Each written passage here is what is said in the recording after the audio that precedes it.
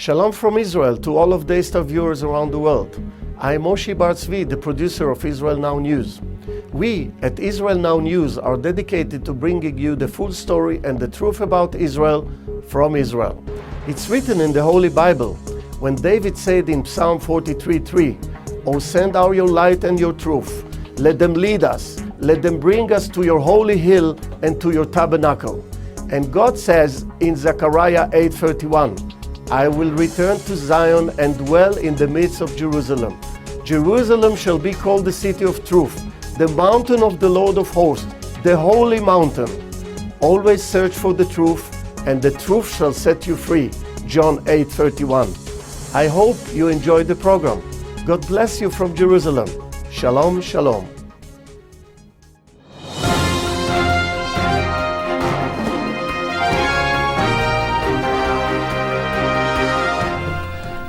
Welcome to Israel Now News. I'm Yochanan Elrom. And I'm Erin Viner. In our top story, Israel came under attack by Gaza terrorists. Despite the declaration of a ceasefire, southern Israel was pummeled by rockets. One person was seriously injured, 3 others sustained light injuries, and more than 27 Israelis were treated for shock. Several buildings sustained damage, including a kindergarten, and all schools in Israel's southern region were ordered closed. According to the IDF, Israel's Iron Dome rocket interception system operated at an 85% success rate. The IDF recorded more than 300 rockets fired from the Gaza Strip into Israel. It called the escalation a dramatic development in terms of the quantity and rate of fire. Israel has used precision airstrikes against the origins of rocket fire. According to Islamic Jihad, one terrorist was killed while he was launching a missile. Another terrorist was killed and 3 of his accomplices were injured when their vehicle was hit by an Israeli Air Force strike. This demonstrates the ability of the Israeli Air Force to target terrorists who are threatening the country. IDF Chief of Staff, Lieutenant General Benny Gantz, said that the IDF will continue to respond to all rocket attacks on southern Israel from the Gaza Strip. Saying that Israel is not interested in an escalation, Gantz stressed that Hamas is being held to account for the missile fire. Israel's Foreign Minister Avigdor Lieberman echoed that sentiment, saying that Hamas is to blame for the escalation in violence against Israeli civilians and that there is no doubt that Hamas is the responsible party. Known as Iran's satellite army, Hamas is funded and trained by the hardline Islamic Republic. Israeli Prime Minister Benjamin Netanyahu released a statement saying that because Iran is financing the terror attacks against Israel, it is therefore responsible for them. According to Hamas, 16 armed terrorists were killed by the Israeli airstrikes. Gaza hospitals released a statement saying that 25 civilians were injured. The Israeli Defense Forces said they have proof that the terrorists in Gaza used innocent civilians as human shields. The IDF spokesperson's office said civilians who were not taking part in the hostilities were wounded in an Air Force strike on a terrorist cell launching medium-range rockets from a populated area in the northern Gaza Strip. This incident demonstrates that terrorist groups in Gaza use human shields and fire rockets from densely populated areas. Israel is the only safe haven for Christians in the Middle East. This according to Michael Oren, the Israeli ambassador to the United States, saying that Israel is the only nation in a region where Christians are not endangered. In an article published in the Wall Street Journal, Oren wrote that just as 80,000 Jews were expelled from Arab countries, so are Christians being forced from lands in the Middle East which they have inhabited for centuries. The Christian population in this region is dramatically depleting. 20 years ago, the Middle East was about 20% Christian. Today, Christians make up less than 5% of the overall population.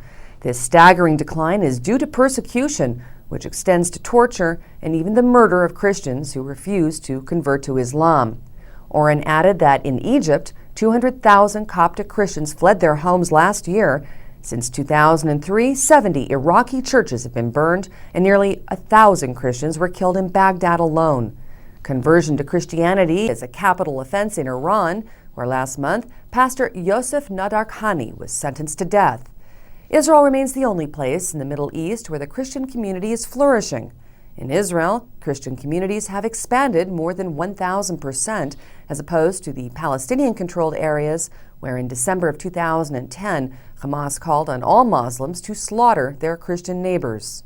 Rami Ayad, the owner of Gaza's only Christian bookstore, was recently murdered, and his store was burned to the ground. Israel's ambassador said that the extinction of the Middle East's Christian communities is an injustice of historic magnitude, yet Israel provides an example of how this trend can not only be prevented but reversed.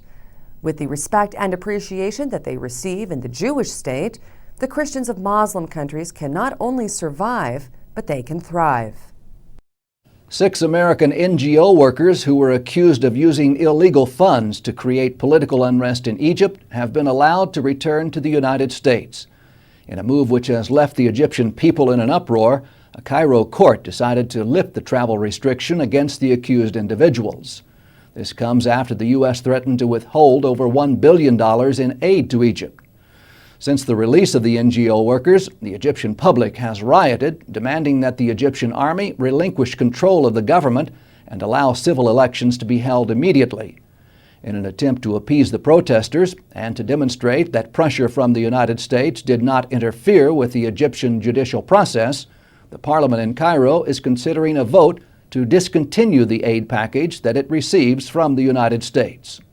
At least 45 women and children have been massacred in Homs, which has been a hotbed of violence amidst a brutal government crackdown against Syrian protesters. Opposition forces claim that unarmed women and children were stabbed, gunned down, and burned. This comes as the United Nations met with Syrian President Bashar al-Assad for the second time and received just a vague response to proposals to resolve the crisis. Special envoy for the UN and the Arab League, Kofi Annan, left Damascus without a ceasefire and with no end to the bloodshed in sight. The conflict in Syria has lasted over 1 year and has claimed the lives of more than 7,500 people. Despite the looming threat of a nuclear-armed Iran and heightened tensions on both Israel's southern and northern borders, tourism to the Jewish state has reached an all-time high. This past February, Israel hosted 232,000 tourists, representing an increase of 4% over the previous record set in February of 2010. This rise in tourism reflects that, despite the efforts of Israel's enemies, the Jewish state is a safe, fun, and fascinating travel destination.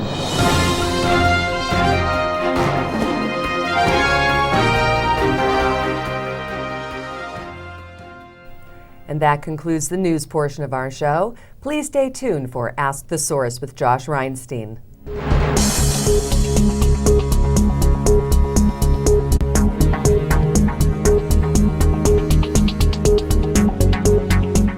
Hello and welcome to Ask the Source. I'm your host, Josh Reinstein, and we finally got rained out of our rooftop studio. Thank you to all the viewers for all your prayers.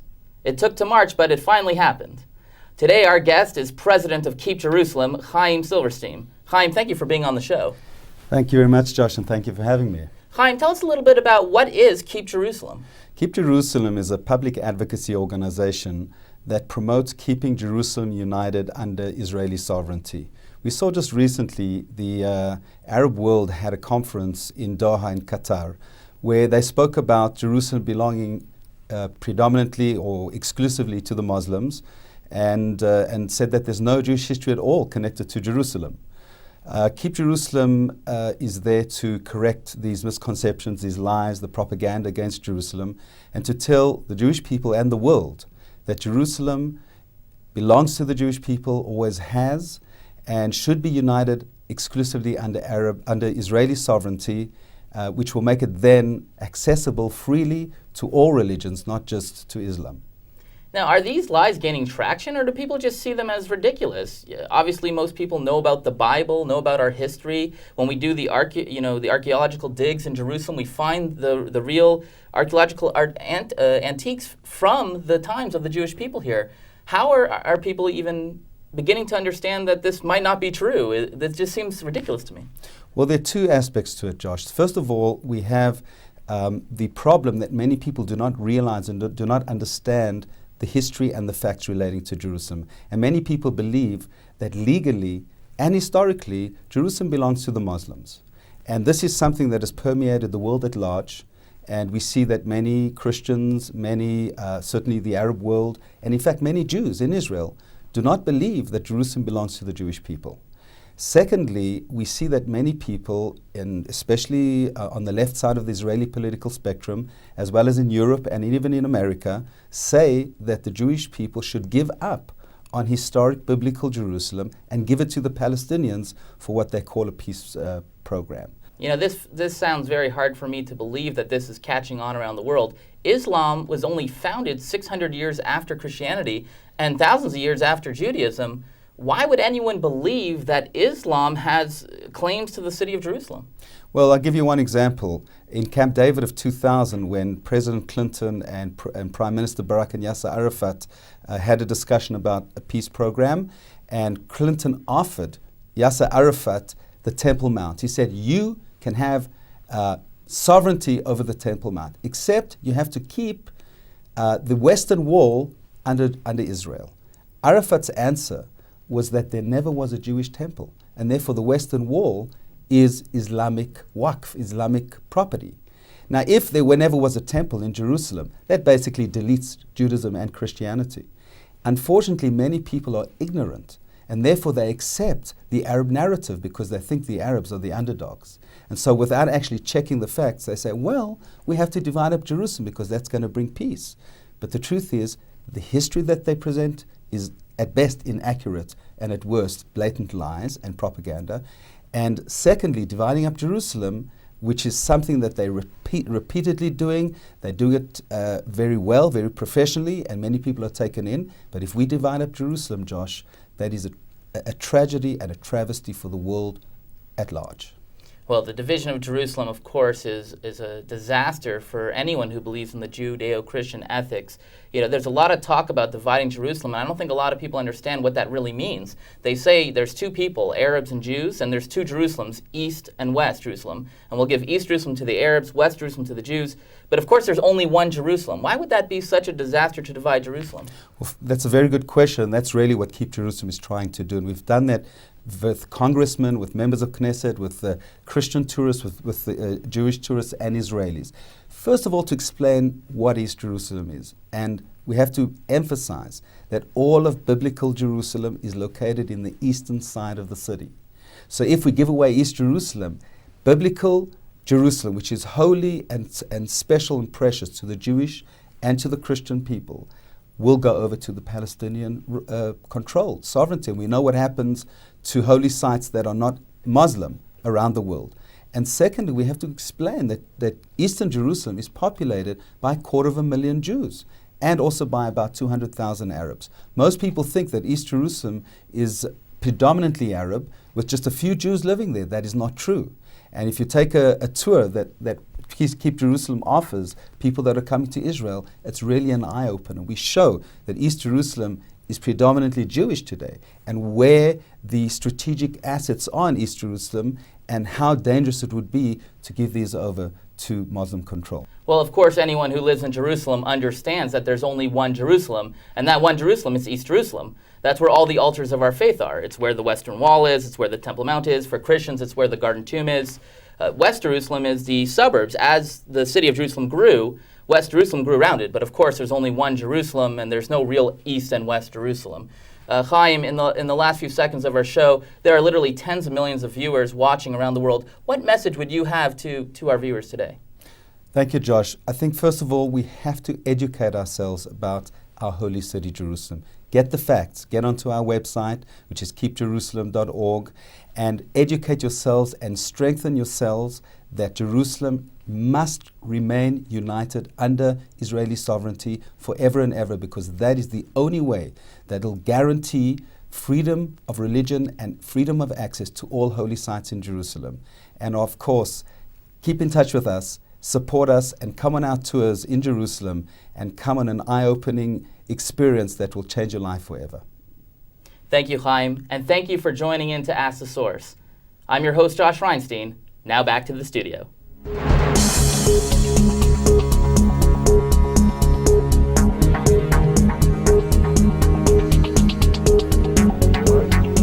Up next, Shining Light from Israel.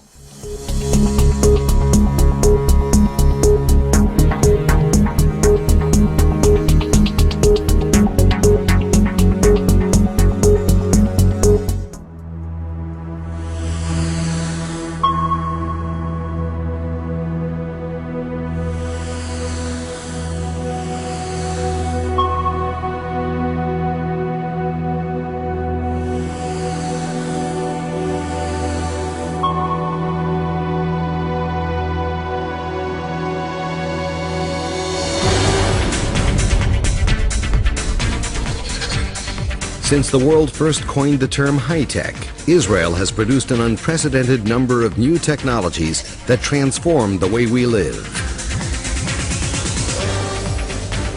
In telecommunications, Converse gave the world its first voicemail system. And Mirabilis brought it ICQ, now the backbone of AOL Time Warner's instant messaging service. Given Imaging astonished the world with its ingestible pill-size video camera, revolutionizing digestive tract diagnosis. While Insight Tech's Exablate marks a new beginning for non-invasive cancer therapies. Netafim, with their groundbreaking drip irrigation technology, changed the face of agriculture. And M-Systems created another market-transforming first with their disk-on-key memory products, forever changing the way data is stored. Israel is an incredible source of entrepreneurship and brilliant ideas. The whole ecosystem of high technology is very well developed in Israel. The quality of education is one of the key factors that's made Israel so unique in the great companies and partners we've had here.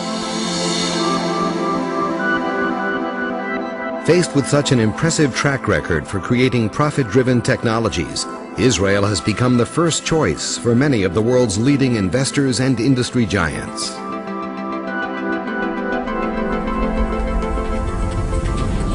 For Intel, it was Israel's talented and diverse workforce. This led the company to establish its first design and development center outside the USA. Beginning with a mere 5 employees, Intel's operations in Israel now reach 6,000 personnel. Two major environmental factors that brought us to Israel and have allowed us to expand here dramatically over the last 30 years. One is the educational infrastructure and the availability of a talented workforce. The second is the positive attitude of the government I've interfaced with over the last 30 years. A major contributor to the technological and problem-solving expertise of Israel's workforce is the quality of its university education. This fact was not lost on information technology giant HP. The relationship with academic institutions is a key element for any research lab. What we have here in Israel, the team we have here, are really masters of image science and information theory, the whole concept of how we manipulate information for greater efficiency. In 2006, Berkshire Hathaway acquired 80% of Iskar, the world's second-largest metalworking tools manufacturer. For the giant holding company, this was a landmark event, being their first investment outside the United States. We put $4 billion into a company based here. It's never going to move. It's always going to be an Israeli company. And we haven't done that in any other country in the world. IBM has been in Israel since 1949. Today, its Israeli branch employs 2,000 people and operates 4 R&D sites, including the largest outside the U.S. As a global company, IBM is always looking for top talent, and Israel is well known for its innovation, as well as for its incubation of new companies and new ideas, and for its excellent education system. IBM wants to be in Israel to be able to exploit talent like that. GE Healthcare, the $14 billion unit of General Electric, provides transformational medical technologies that are shaping a new age of patient care. GE is committed to technology innovation around the world, and one of the high-tech centers of the world we see is in Israel. Many of the company's products were either developed or manufactured in Israel, among them the world's first portable ultrasound system for diagnosing cardiovascular disease. What sets it apart from us, as we look at GE around the world, is the spirit of the people and the commitment to innovation. We are going to continue to invest there because the opportunities we see, and that will also help us grow our business in Israel, as well as around the world. Applied Materials came to Israel in the early 90s to set up a small development center. Their investment paid off, and the company's Israeli arm is an ongoing story of success. Over the last 8 years, Applied Materials has made a significant investment in Israel. Our operations here are some of the best we have in the world. We're excited about the talent, we're excited about the capability our people bring, the hard work and dedication, and the infrastructure in the country allow us to be very successful here.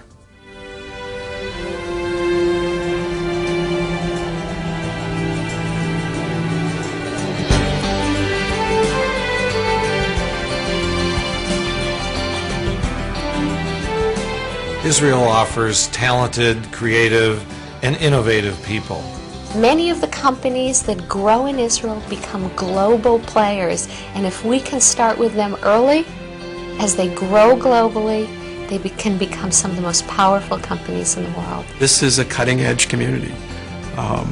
If you look around the world, many countries you visit, you feel like they're a few steps behind the cutting edge. And when you come to Israel, you feel like you're right there. Invest in Israel, where breakthroughs happen.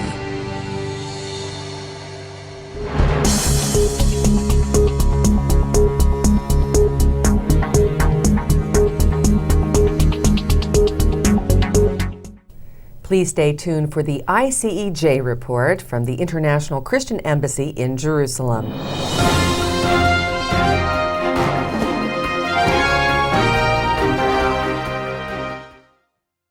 What makes the miracles of Jesus even more miraculous? Standing where they happened, in Israel. Come explore Jerusalem, where Jesus opened blind eyes. Visit the hills of Galilee, where Jesus fed the multitude. Stroll through Capernaum, where Jesus lived and taught and healed. To learn more about standing where it all happened in Israel, visit www.goisrael.com. Come visit Israel.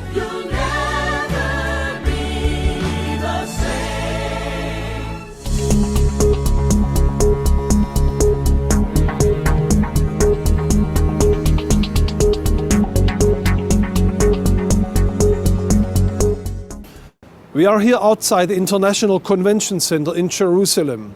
It is here where the International Christian Embassy presents every year the Feast of Tabernacles celebration. The Feast of Tabernacle has become a wonderful celebration of exciting worship and of the teaching of the Word of God here in the city of the great King.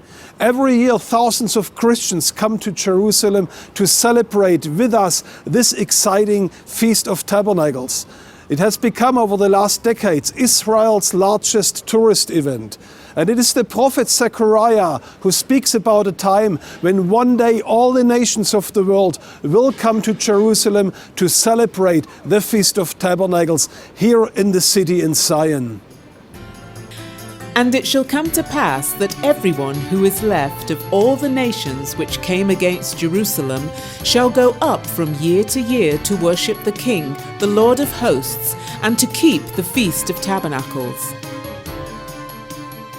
What is most exciting for me every year at the Feast of Tabernacles is to see the nations literally from the ends of the world coming to Jerusalem to worship the God of Israel together in unity in a wonderful setting of dance, drama and worship expression in music. Here are just a few highlights from last year's Feast of Tabernacles.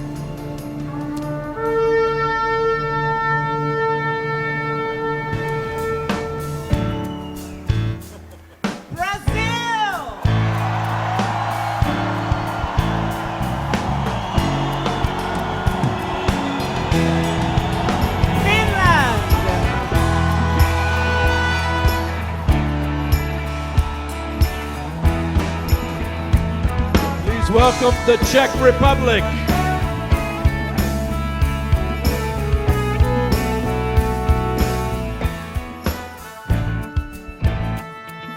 Israel.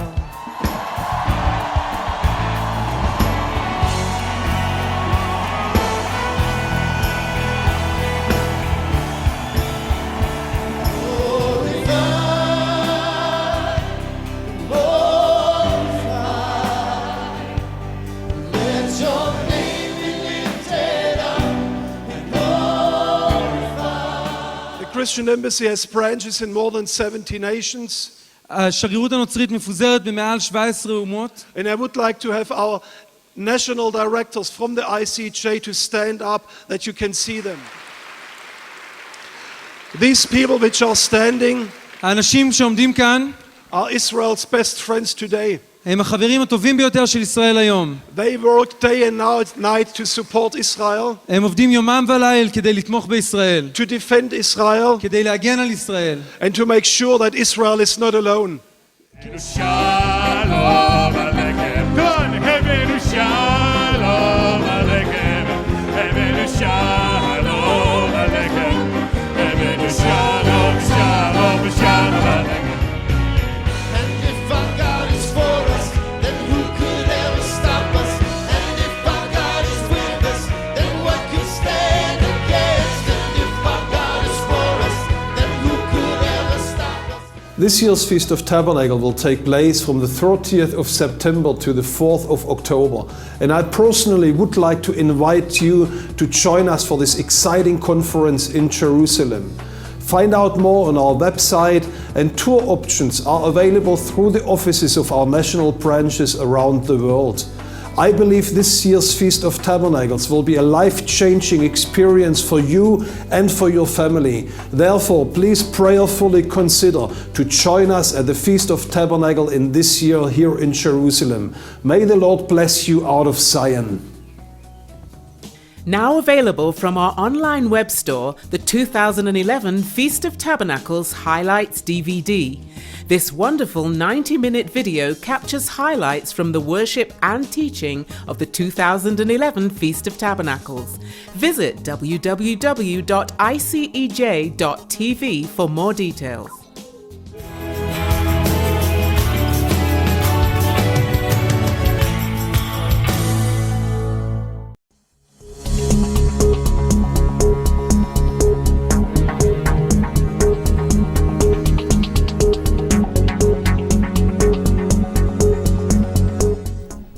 That's all for this edition of Israel Now News. I'm Yochanan El-Rom. And I'm Erin Viner. Please join us again next week for all your Israel updates.